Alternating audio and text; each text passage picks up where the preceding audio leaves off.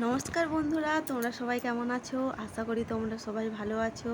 তো আজ আমি বৃষ্টির দিনে কি রান্না করেছি তোমরা সবাই দেখে নাও। আর এই যা বৃষ্টি শুরু হয়েছে, বৃষ্টি আর শেষ হওয়ার নামই করছে না।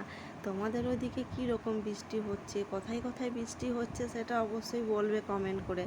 তো আমি আজ রান্না করেছি আলু সেদ্ধ, পটল ভাজা, ফুলকপি তরকারি আর কচু কুমড়ো সব মিক্স করে তরকারি।